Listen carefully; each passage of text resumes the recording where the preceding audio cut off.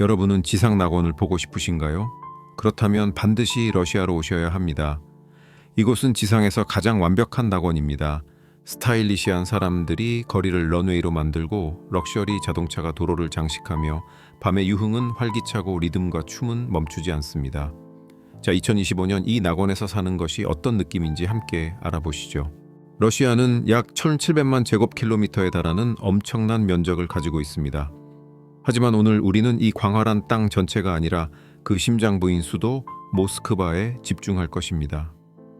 우선 일반적인 통념과는 달리 모스크바는 시베리아 영구 동토층에 위치하고 있지 않습니다. 벨라루스 동쪽, 우크라이나 북쪽, 그리고 유럽의 서쪽 국경과 가깝습니다. 따라서 기후는 영하 50데시대까지 내려가는 야쿠츠크 같은 북부 지역보다 온화합니다. 하지만 이 온화하다는 표현에 속지 마세요. 겨울에는 기온이 영하 20데시벨까지 떨어집니다. 여름은 완전히 다른 분위기입니다. 사람들은 반소매 옷을 입고 거리로 쏟아져 나와 카페와 콘서트에서 즐거운 시간을 보냅니다. 지도를 보면 모스크바는 러시아의 광활한 영토에서 2,561제곱킬로미터로 작게 보입니다. 하지만 약 200만 명의 인구를 가진 러시아에서 가장 인구 밀도가 높은 도시이기도 합니다. 이는 1,800만 명 이상의 이스탄불 다음으로 유럽에서 두 번째로 인구가 많은 도시입니다.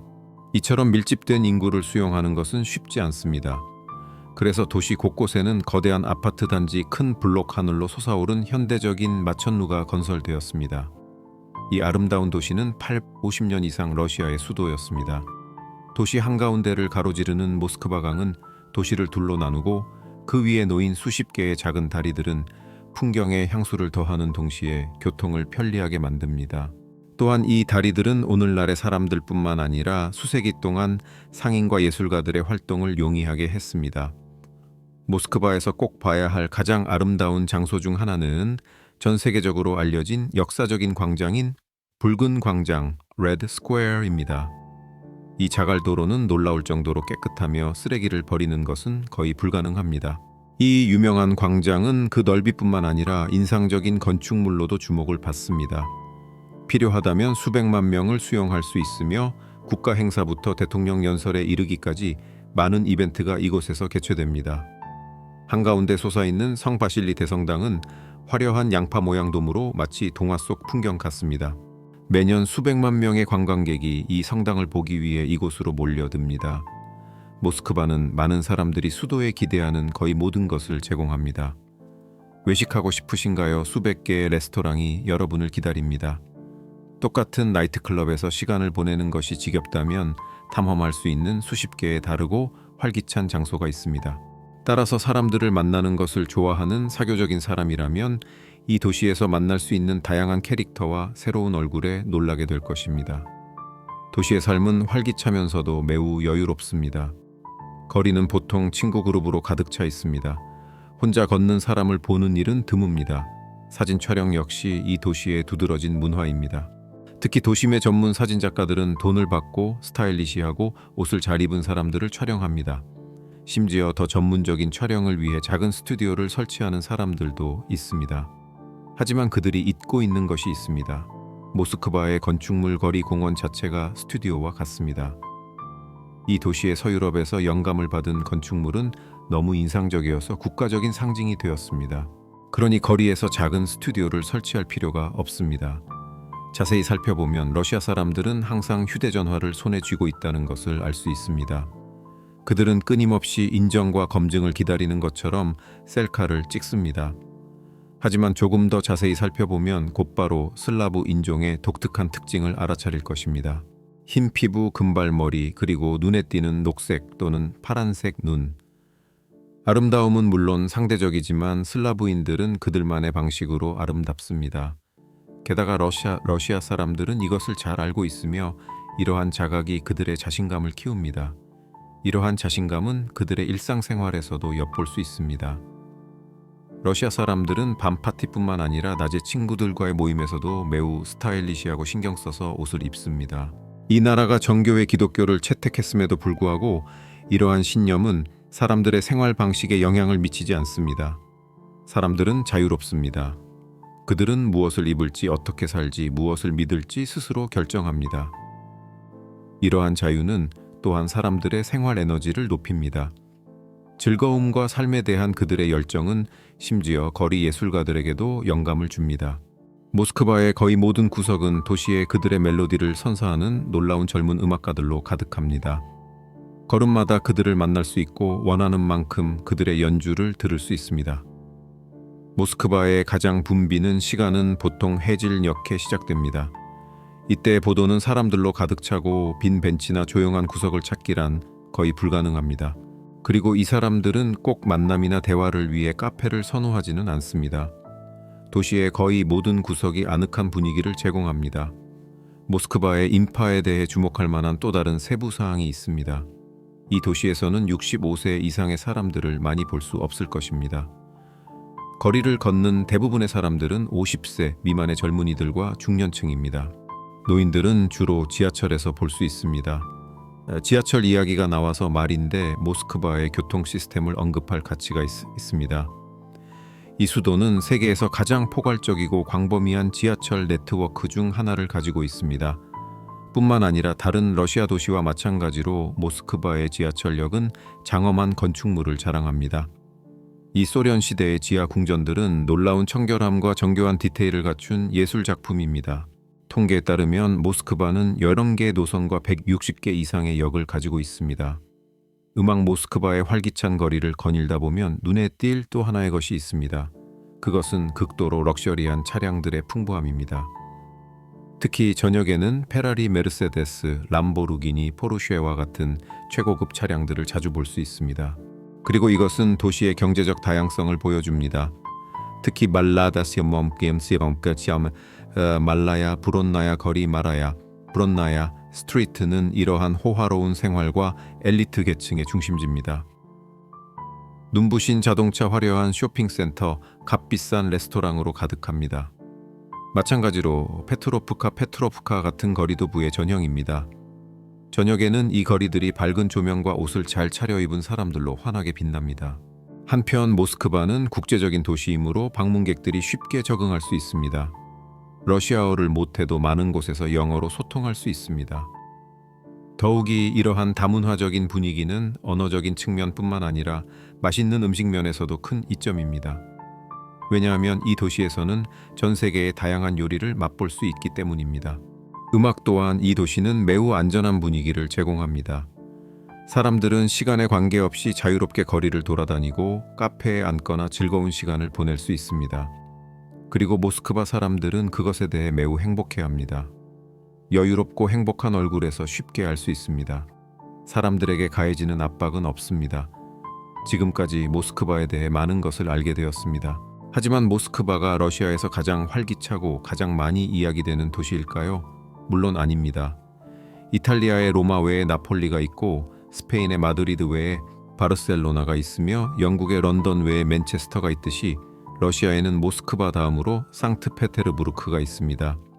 이제 이 웅장한 도시에 대해 잠시 이야기해 봅시다.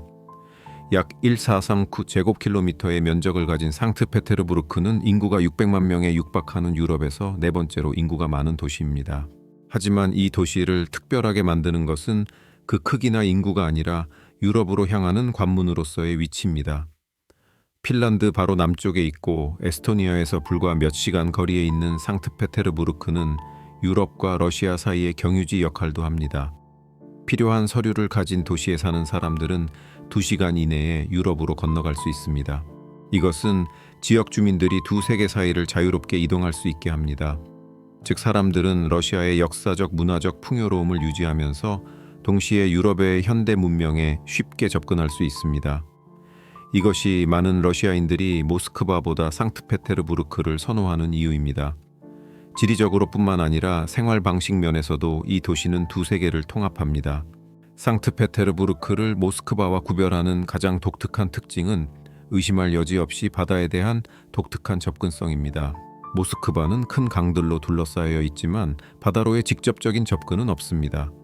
반면에 상트페테르부르크는 서쪽으로 핀란드만으로 그 너머로는 발트해로 열려 있습니다. 이것은 도시의 지리뿐만 아니라 생활 방식에도 기여하는 놀라운 특징입니다. 특히 상트페테르부르크에 사는 사람들은 여름에 독특한 해변을 즐기는 반면 모스크바에 사는 사람들은 이러한 호사를 누리지 못합니다.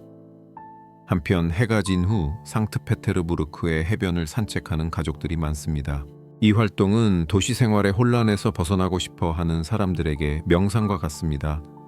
하지만 이 즐거움이 오래 지속된다고 말할 수는 없습니다. 상트페테르부르크의 여름은 그리 길지 않고 기온이 빠르게 떨어집니다. 그렇지 않다면 이 해변들은 세계에서 가장 인기 있는 휴양지가 되었을 것입니다. 상트페테르부르크에서 가장 인상적인 것 중 하나는 세계에서 몇 안 되는 곳에서 볼 수 있는 독특한 자연 현상인 베게아 화이트 나이츠입니다. 그럼 이것은 무엇일까요? 여름철, 특히 6월에는 해가 지지 않습니다. 네, 맞습니다. 해가 정말 지지 않습니다. 밤에도 하늘은 밝습니다. 해는 새벽 3시에 뜨고 밤 11시까지 거의 수평선에 도달하지만 완전히 사라지지는 않습니다. 이로 인해 도시는 최대 19시간 동안 햇빛에 노출됩니다. 상트페테르부르크에서 이 현상은 노르웨이, 스웨덴 또는 핀란드와 같은 다른 북유럽 국가들조차 때때로 무색하게 만들 정도로 강렬합니다. 이는 상트페테르부르크가 북극권에 가장 가까운 도시 중 하나이기 때문입니다. 이러한 지리적 이점은 1년 중 특정 시기에 도시를 마법 같은 장소로 바꿉니다.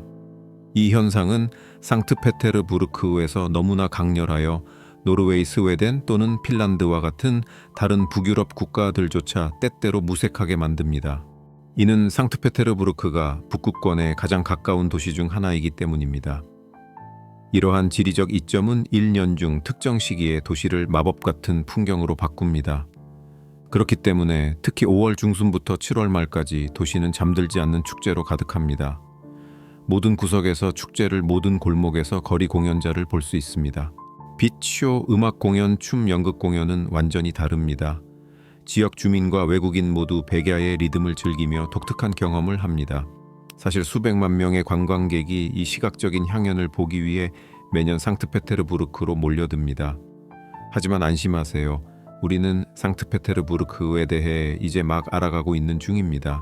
이 도시는 러시아의 일부일 뿐만 아니라 과거의 그림자 속에서 성장하고 미래를 형성하는 역사의 무대이기도 합니다. 한때 이 땅은 그저 늪지였기 때문입니다. 네, 1773년까지 늪지였습니다. 표트르 대제는 이곳을 보고 그의 마음속에 청사진이 살아났습니다. 그때 그는 결심했습니다. 나는 이곳을 러시아의 유럽으로 향하는 창문으로 만들 것이다. 그리고 그는 약속을 지켰습니다. 그는 이 도시를 운하로 장식하고 수도로 건설했습니다. 천천히 그러나 확실하게 그는 이 도시를 제국의 쇼케이스로 바꿨습니다. 200년 동안 상트페테르부르크는 황궁이 솟아오르고 차르들이 앉았으며 외교 테이블이 차려지던 중심지가 되었습니다. 물론 도시를 특별하게 만드는 것은 정치적인 힘뿐만이 아닙니다. 또한 매우 높은 수준의 교육과 문화를 가지고 있습니다. 예를 들어 1724년에 설립된 상트페테르부르크 국립대학교. 이곳은 러시아에서 가장 권위 있는 대학 중 하나입니다. 하지만 도시에는 40개 이상의 대학이 있어 전국 각지에서 젊은이들이 상트페테르부르크로 옵니다. 오늘날 상트페테르부르크는 단순한 도시가 아니라 박물관이자 역사의 무대입니다. 걸음마다 말을 걸고 무언가를 말하려는 듯한 건물, 다리 동상을 보게 됩니다. 이 독특한 풍경 앞에서 휴대전화를 주머니에 넣는 것을 잊을 정도입니다.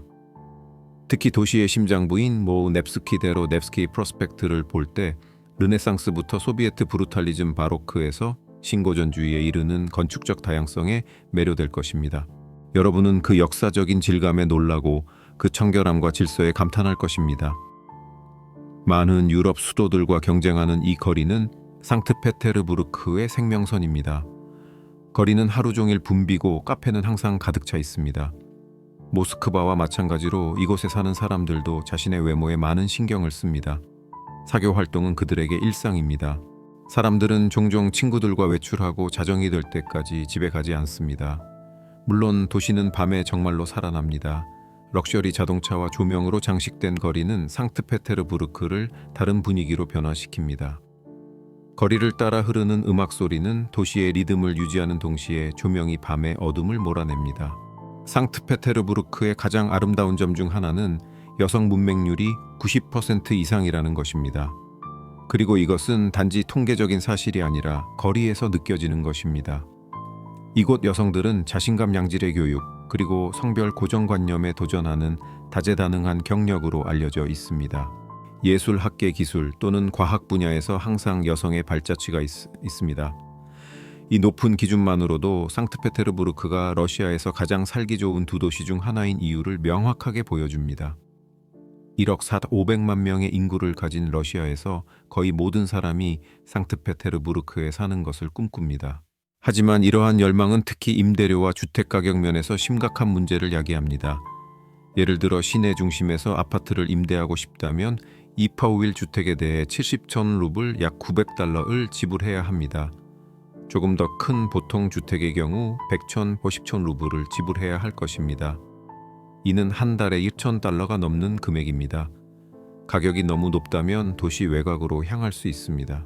상트페테르부르크의 외곽은 좀 더 합리적인 임대료로 살고 싶은 사람들에게 좋은 선택입니다.